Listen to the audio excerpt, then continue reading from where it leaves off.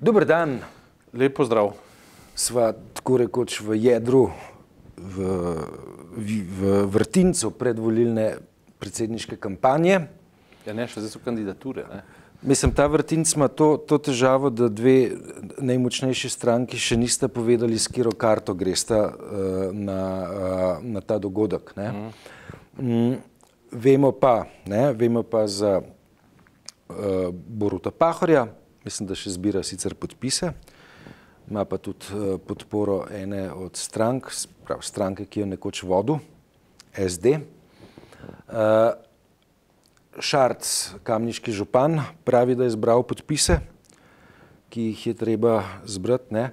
Nekaj osebnosti se je pa še vključilo, ne, recimo v zadnjih dneh Luš Prohar, ki je po novem predsednik stranke z nekoč zelo zvenečim imenom LDS, pa je zdaj izven parlamentarna, Angelca Likovič, nekoč ravnateljica ene od ljubljanskih osnovnih šol, če smo bolj natančni, tiste osnovne šole, ki je z največjo gorečnostjo uvajala šolsko reformo, usmerjeno izobraževanje nekoč, ampak to se je dogajalo v njenem prejšnjem življenju, ne.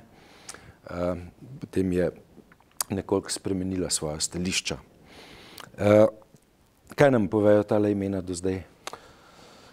Da zamenjava temo, ker je to, kar si zdaj, dobro, za Luja Šproharja ne vem, ampak za to gospo in tako naprej, to ni vložek v neko državniško debato in tudi ne bo.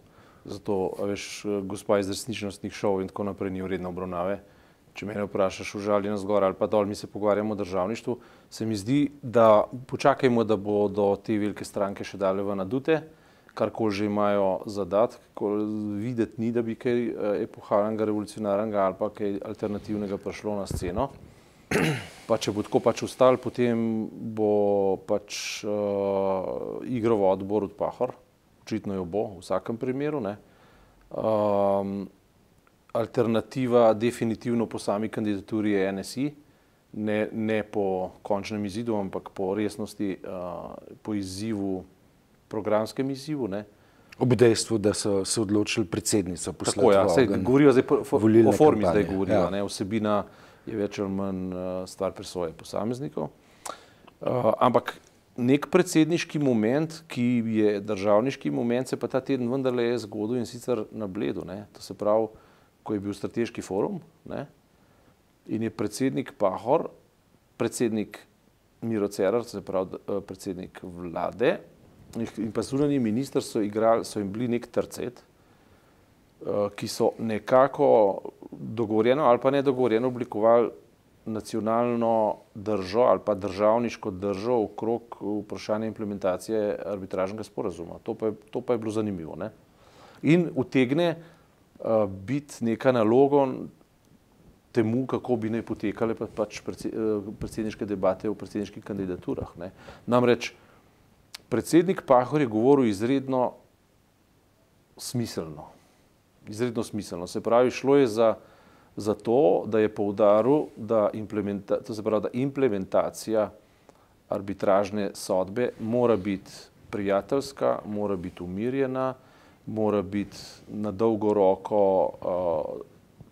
speljana tako, da ne bo prizadetih ljudi in tako naprej. Potem se je oglasil Miro Cerar, ki je povedal isto, ampak je pa dal časovni okvir, ne, in je povedal, vse lepo in prav, mi bomo to spoštovali, potem bomo začeli pa enostransko ukrepati in implementirati svoje strani. Zelo jasno. In na tretji strani je bil pa Karel Erjavec, ki je mu pa vlogo palce, ne, če sta bila to dva korenčka, oziroma če je bil predsednik Pahor čisti korenček, če je bil Miro Cerar nekaj vmes, je bil pa potem zunanji minister Erjavec pa tisti, ki je rekel, to je nesprejemljivo, to je nezaslišano, mi moramo takoj ukrepati, nekaj bi treba narediti, ne predstavljam si, da bi taka država lahko kakorkoli funkcionirala znotraj Evropske unije in tako naprej.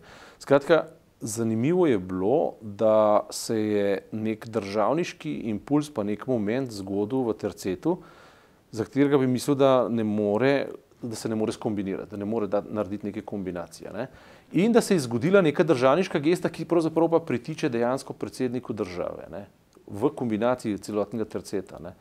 To se mi je zdelo zanimivo, da na eni strani imamo real politiko, ki jo narekujejo dogodki, se pravi to, da so uspeli tako pomembno stvar, kot je implementacija ali pa razprava o implementaciji arbitražnega sporazuma, plasirati na forum, na način, kot so ga, in oblikovati neka stališča, ki so res državniška. Se mi zdi, da je kar zasenčilo same kandidature in pa najave kampanj, ki so bolj kakor ne, vsaj po večini, še zelo meglene, zelo nejasne, kažejo na to, da mogoče nekatere celo ne bodo čist resne in tako naprej.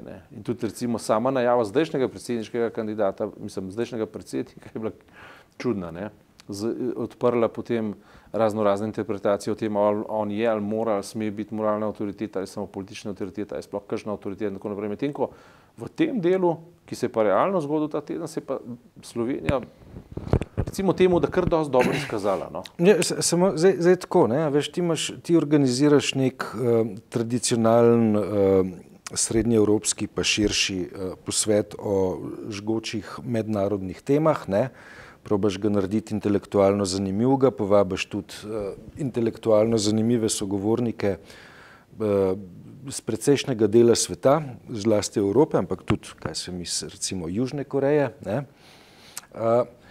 Ni malo preveč, mislim, če tak dogodek, ki je namenjen strateškim svetovnim razpravam, obremeniš z eno samo tematiko, tematiko implementacije arbitražnega sporazuma.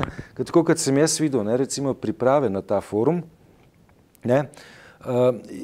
so bile recimo najavljene precej zanimive razprave, predvsem o pomenu mednarodnega prava, pa pomenu spoštovanja mednarodnega prava. In recimo taka tematika, kako pomembno je mednarodno pravo v 21. stoletju, se mi zdi izjemno primerna za eno tako razpravo na Bledu. Kajti, ko govoriš o pomenu mednarodnega prava in o tem, kako je treba učinke mednarodnega prava spoštovati, pravzaprav govoriš o implementaciji arbitražnega sporazuma, ne da bi ga omenjal. In zaradi tega sem jaz imel vtis, da morda nekoliko preveč poudarka neki specifični tematiki daje slovenski državni vrh, lahko pa bi pravzaprav o isti stvari govoril z nekim bolj občim jezikom. Bolj občim jezikom, ki pritiče. Domnevam, da strategija, zato ker v uradnem delu verjetno je bilo tako, kot si ti rekel. Domnevam. In tudi v mednarodni javnosti je stvar rezonirala verjetno na oni drugi ravni, pri čemer so verjetno drugi forumi, ki je druge po svetu, verjetno tudi razredčali ta dogodek, ki, ne vem, na CNN-u ga nisi zasledil, ali kaj takega. Recimo, jaz občasno sodelujem s kakšnimi novinarskimi kolegi iz tujine. Tisto, kar so oni mene sprašvali, je, kaj bo povedal predstavnik na Dunaju delujoče agencije za jedrsko varnost, sicer japonski diplomat, vendar tisto, kar je on govoril pod taktirko našega novinarskega kolega Jureta Kosca, ni bilo prav zelo spektakularno. Zapravo, on je imel tak žal, birokratski žargon, in če tudi je patetično rečeno človeštvo dan danes soočeno z neko nenavadno jedrsko grožnjo, kakršni nismo bili priča od konca hladne vojne, on, predstavnik te agencije za jedrsko varnost, te prilike ni izkoristil, da bi nekoliko bolj jasno, odkrito spregovoril o tem, kaj se dogaja v Severni Koreji. Paradoks je v tem, da človek prihaja iz Japonske, ki je potencialno celo ogrožena, pa te priložnosti ni izkoristil za nek bolj jasen politični besednjak, pač pa se je odločil za birokratski besednjak. Ne? Zanimivo je to, da gre namreč za politiko. Ne? Zanimivo je to, da je možno poiskati skupne imenovalce točno v tem, kar si rekel in je bilo tudi tam izpostavljeno in v implementaciji našega, se pravi, arbitražnega sodbe in v temeljni intenciji strateškega foruma in hkrati tega, kar se dogaja tudi okrog, namreč je vladavina prava in pa sporazumevanje na miren način. Ne. To dvoje postaja vedno večji imperativ, ne, ker se dogajajo izredno dinamični časi. Pustimo zdaj hurikane, trenutno Irma prišla na Karibe in ba je seka tam z 295 km/h tako, ne, in bo prišla potem v Ameriko. Skratka, naravni dinamični pojavi.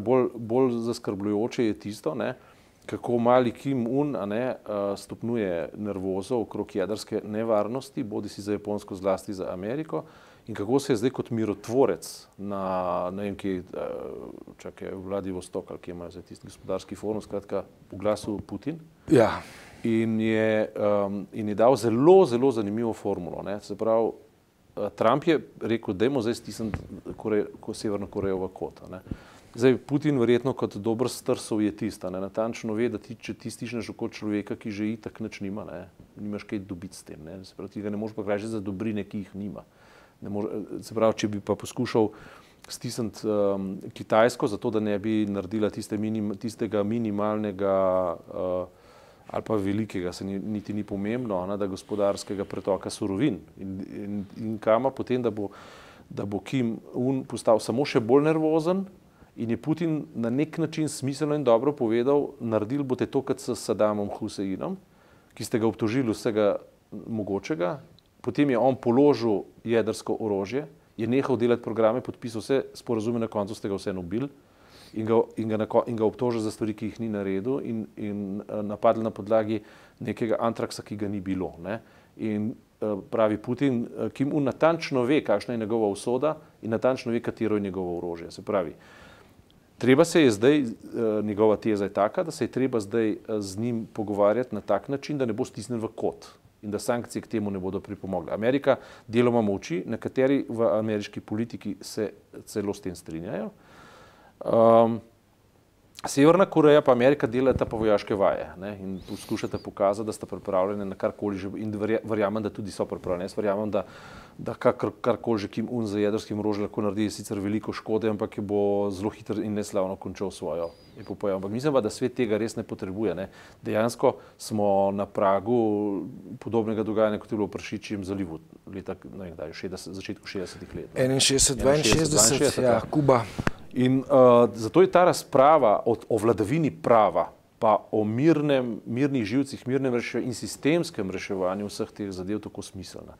Zato je tako smiselno in Evropa se zdaj postavlja dejansko nazaj na svoje noge in čeprav razumem, ne, so tudi angleški razpravljavci, ne vem, sem ujel priimek Fox, ne, da so angleški razpravljavci povedali, da se je proti pričakovanjem Evropska unija zdaj po Brexitu okrepila, ne oslabila, da je vedno dobiva svojo večjo identiteto in v luči mednarodne krize dobiva tudi vedno večjo težo, politično in rečemo temu kar civilizacijsko težo. Ne. Prav zaradi svoje metode, ker poskuša poudarjati, da je vladavina prava nad kapricioznostjo vsakega posameznika, pa naj se piše Putin, Trump ali pa Kim Un. Ni pomembno. Ne. No in tako smo prišli zdaj spet, če zapremo krog, ne, do te naše Slovenije. Mislim, da Slovenija zdaj v tem smislu, no, zato mi je bilo to všeč, če po pravici povem, ta teden, da se je zgodil nekaj, mogoče celo spontano, ampak se je zgodil nekaj državniškega, ne, ker recimo ta ideja, ne, mi lahko tudi počakamo. Dejstvo je, da sodba na koncu bo izvršena, tako ali pa drugače, ne gremo se več bilaterizacije, ne bomo šli nazaj na stara izhodišča. Hrvaški pa bomo poskušali odpreti prostor, da bo prišla ven s čistim obrazom, odpreti vrata, skozi katera bo častno lahko ven prišla. In hkrati to presega samo Slovenijo in dejansko evropski model za urejevanje sporov, to vrstnih, ki jih je nebrojne, oziroma izredno veliko, tudi po vsem Balkanu in še kje drugje. Medtem smo mogoče celo malo spregledali, ne, da je Putin ponudil celo modre čelade v Ukrajini. Ne. Ja. Putin je začel dojemati, da svet postaja zelo, zelo nevaren in da se to vse dogaja na njegovem pragu. Amerika postaja zelo, zelo živčna in je naenkrat postal mirotvoren. ponuduje modre čelade v Ukrajini. Jaz bi to vzel kot potegavščino starega političnega lisjaka, ki ima na drugi strani diletante. Lahko to tako vzameš, dejstvo pa je, da se ima za potrebno umikati oziroma da ima za potrebno taktizirati. Mislim, on to, počne od leta 99, ne? Je v tem spreten, ne, ima kilometrino, ne, veš, na drugi strani. Jaz z njim češen ne bi zobo, da smo se na jasnem, rečem pa to, ne. Veš, na drugi strani takrat je Trump igrišča za golf zidal, ne. Ampak, ali mi smo danes v poziciji, ko je treba vsak pameten predlog ojačati, mu dati veljavo, ne glede na to, kdo ga reče, ne. In v naslednji potezi biti pripravljen na to, da mu je to taktični manever. A si upaš razločevati predlog od tega, ki ga je izrekel? V tem trenutku je to celo potrebno, čeprav, kot sam dobro veš, jaz večkrat rečem, da skozi usta lažnivca tudi resnica ni resnica, ne, ampak je laž, ne. In to ostaja, to sem hotel slišati. To je sicer res, ampak recimo, če se pa prizadevamo za model, v katerem ne bo pomemben, pač govorim zdaj evropski model, v katerem je vladavina prava pa mirovna pobuda pomembna, ne pa človek, ki jo izreka, ne, se da hitro tega, bom rekel, populističnega politika ekspropriirati, ne, enostavno prevzeti idejo, mu reči hvala, dobro si povedal, kar tako naprej in jo potem vzeti v svoje roke in mednarodno, govorim zdaj, operacionalizirati. Še posebej pomembno je pa to zato, ker modre čelade niso niti ameriška, niti ruska, niti kitajska tvorba, ampak so dejansko mednarodno združenih narodov, ne. To pa lahko v končni fazi, veš, je velika stvar, ne, zato lahko tudi predlagatelju, če ima nečiste namene, stvar uide izvajati, zato ker boš enkrat mu tam modre čelade, imaš avtomatično mednarodno verificiran in mednarodno poveljavljen nadzor, ki ga pa ne moreš ignorirati v končni fazi. Ne vem, ne. A veš, to je resna stvar, ampak vse, kar vidim v tem trenutku, je to, da se povečuje občutljivost in občutek za neke vrednote, ki so po drugi svetovni vojni začele nastajati in so se utrjevale in se tudi utrdile v določenem obdobju. Se pravi, večja brezosebnost v implementaciji vladavine prava in pa miru, ne, ker ta mehanizem, ne, implementacije vladavine prava je ravno v tem brezoseben, da nobena od političnih osebnosti ne more uskočiti pa reči, zdaj se pa ne grem več ali pa nekaj, recimo, skrajno nevarna stvar v tem trenutku pri nas bi bila, da bi Slovenija nasedla na finto in bi v predsedniški kampanji začela arbitražni sporazum in sodbo arbitražnega sodišča uporabljati v kampanjo, ker Hrvaška, v bistvu hrvaški politiki, tisti, ki kurijo, ne, v bistvu vse provokacije tudi v Piranskem zalivu zdaj dimenzionirajo samo na to, da bi nekdo postal živčen in začel delati napake.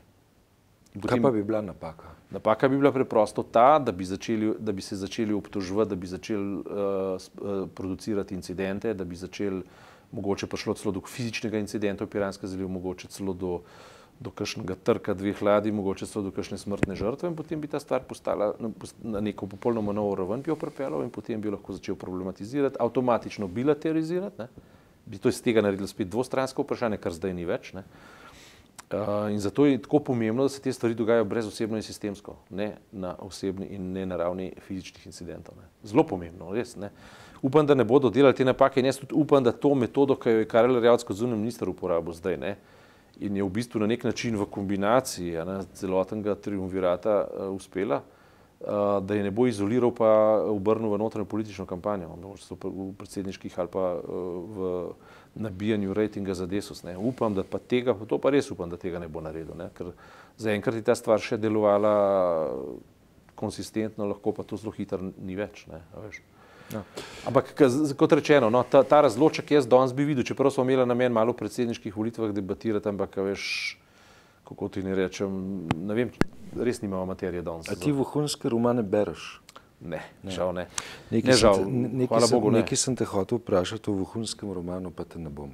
Si pa ti napisal zadnjič recenzijo na Naomi Klein, me bi pa zanimalo, to je v angleščini knjiga. Prevaja se pa v slovenski jezik. In bo izšla. Da. To bi pa rad prebral, ne. Ja. Prebral sem, kaj si ti napisal in me bo zanimala, ne. Ker ona je zdaj v bistvu šla v drobove, v Trumpov drobove. Tukaj je šlo za to, ne, veš, da pač 3 knjige dobro, četrta je zbirka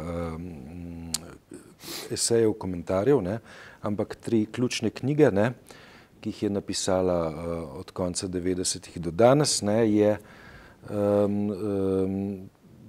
povzela na način, da z njimi secira lik in delo Donalda Trumpa. Ne? Se pravi, Donald Trump kot blagovna znamka, ne? S čimer se je ukvarjala v knjigi Nov logo, pri nas prevedeni.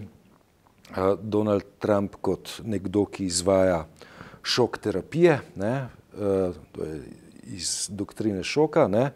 In pa seveda zadnji tekst, ki je o okoljski krizi, ne, ki jo Donald Trump seveda pospešuje. Ne, pospešuje s tem, da je zavrnil pariški sporazum. Ne, in pariški podnebni sporazum. Ne, in ne, bi ob vsej grozi, ne, ki je levičarske opazovalce doletela ob Trumpovi zmagi, ne, Naomi Klein bila lahko vesela, ne, kajti predsednik ZDA je postal nekdo, ki nehote nevidno nastopa v vseh 3 njenih tekstih, ne, in zato ne, se je potem odločila, da relativno na hitro napiše še 4. V časopisu Politico, na netu se ga da pač fino prebirati, imajo eno zelo zanimivo rubriko, ne, namreč 3 ali pa 5 stvari, ki ste jih spregledali, medtem ko je, ne vem, predsednik Trump si ogledoval ali pa šel obiskat žrtve hurikana. Ne.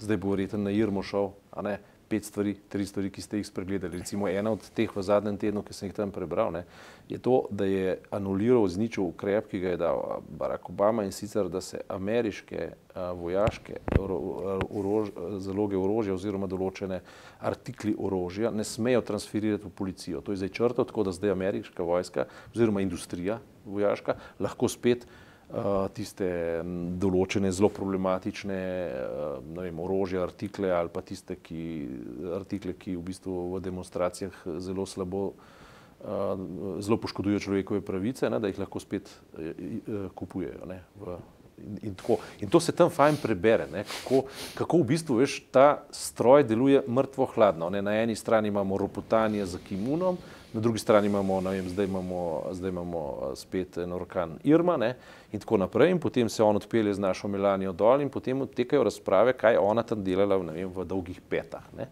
No, medtem pa real politika v ozadju ukinila. Izvaja svojo osmozo, mikro. In to celo resne stvari. Zdaj je ukinil sredstva in programe za otroke beguncev. Ne. Tako je. Ja. In to so stvari. In to je imela Naomi Klein prav v svoji teoriji šoka. Ne. In to so tudi stvari, ki jih v Sloveniji poznamo. In v Sloveniji jih poznamo pod firmo, a veš, kadar se velike ideološke teme, ne vem, začnejo, veš, tako so bile velike preko Cuške 2, 4, 2, 8 in tako naprej. Potem so pa naenkrat bili cigani, so rekli, Romi, begunci kasneje, potem pa Udba.net, pa take in drugačne ideološke perturbacije, krivice, ki so se dogajale v drugi svetovni vojni, medtem je pa potekala privatizacija, druga, tretja, ne vem katera že, predvsem pa prestrukturacija lastništev in podobnih stvari. Ne. To so vedno nevarne stvari. Zato mislim, da je dobro se a priorično in v izhodišču, brez da sploh kaj dosti razmišljati, zateči v formulo, da je mir prvi imperativ. Vojna ne pride v upoštev v nobenem primeru. Hvala za tokrat.